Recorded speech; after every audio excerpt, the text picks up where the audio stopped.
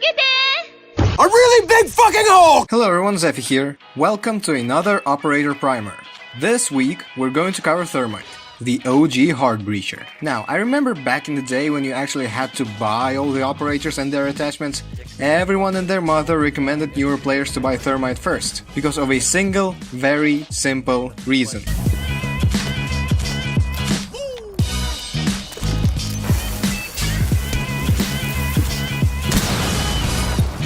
Reinforcements.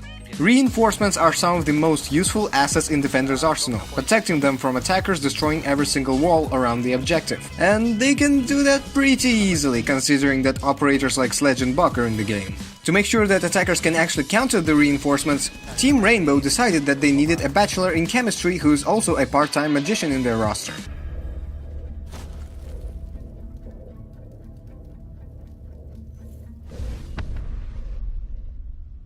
Oh, that's hot. That's hot. Thankfully, while Thermite is a nerd, he is also a badass. A badass nerd, if you will. His gadget, the exothermic charge, is a special form of a breaching charge, which takes a bit longer to detonate but makes much larger holes, and also destroys reinforcements. Thermite has access to 2 exothermic charges, so don't waste them, they're very useful. They can be jammed by mute jammers like the regular breaching charges, and they can also be destroyed by Bandit's shockwire and Kaid's electric law. So be extremely careful if the enemy has a bandit but the reinforcements are not electrocuted. He might just be bandit tricking. I go into detail on how to counter the bandit trick in my bandit guide, but let's just assume that bandit isn't tricking and the reinforced walls are just protected, in one way or another. If your team doesn't have easy means of getting rid of the enemy devices, like a Thatcher or a Twitch, you might just be out of luck, and you should look for other reinforcements to take care of. But if you do, ask them for help. Chances are, they would be happy to oblige.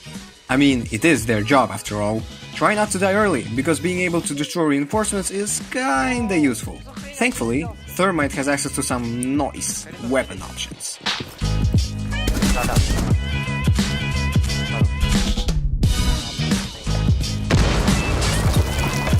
Thermite has access to 2 primary weapons, the 5.56 XI assault rifle and the M1014 semi-automatic shotgun.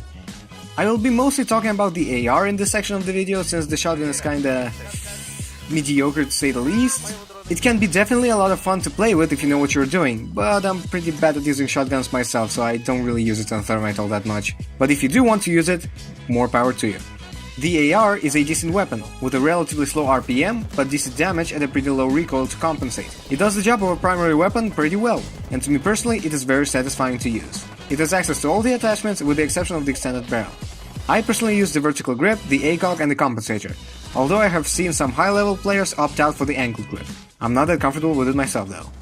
For his secondary weapons, Thermite has access to the 5.7 USG and the M45 Muesoc. They're both decent options, with the 5.7 having a higher max size than the M45, but the latter dealing more damage. In the end, it all boils down to personal preference. I use the 5.7 with the muzzle brake. For his secondary gadgets, Thermite has access to the Claymore and the stun grenades. The Claymore is a decent option on Thermite, as having the ability to know when the enemy roamers are trying to flank you is very useful on a utility operator. It can also be useful to counter runouts on maps that are prone to them, like Skyscraper. Look up good placement spots. The flashbangs are also a decent choice on Thermite if you want to be more aggressive with him. Although it is generally not recommended, they can still be an interesting option if you want to spice things up.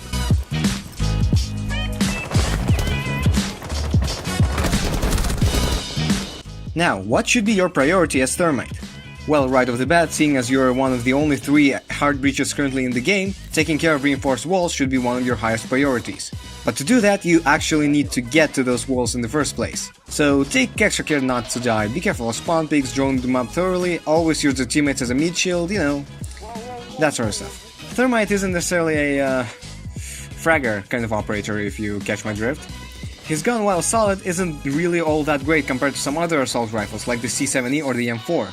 However, it is far from being bad, so make good use of it. Just don't run in guns blazing after you breach a hard wall. You would be much better off just holding an angle slightly away from the new door you just made. If there are some problematic individuals on the other side of the wall, like Antonio Banderas, Shy Guy or Kaid, I know the guy who can really help you out in this department.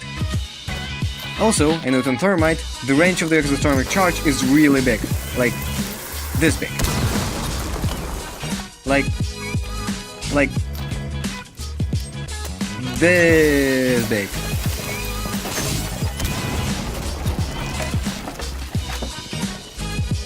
So yeah, make use of that as you will. I guess you can make murder holes with this, or like destroy the walls that are banded or something. I'm fairly sure there are much more creative people out there who can just tell you all the good spots where this sort of stuff applies. What else? Oh yeah, the bandit trick. To be completely honest, if you know a bandit is tricking a wall that you need to breach, generally don't bother unless your teammates are already on their way to take care of it. There's not much you can do as a Thermite player against that.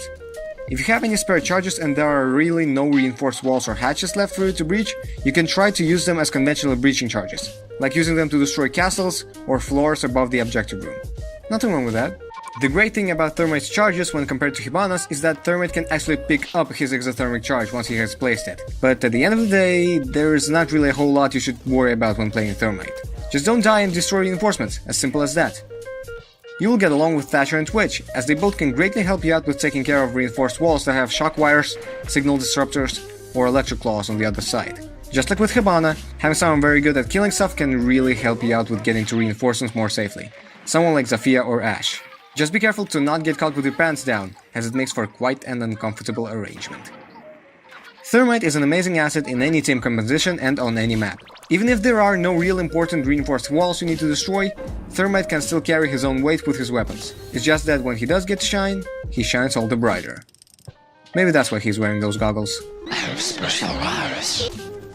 Thank you very much for watching my video, and thanks for the 100 subscribers!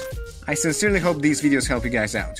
For more vids of the similar nature, click on the eye icon in the top right corner to check out some of my other operator primers. Maybe even subscribe if you're down for it. Maybe. Next week, I'm going to cover the sneaky boy, Vigil. And remember, communication is key. Good luck and have a nice day.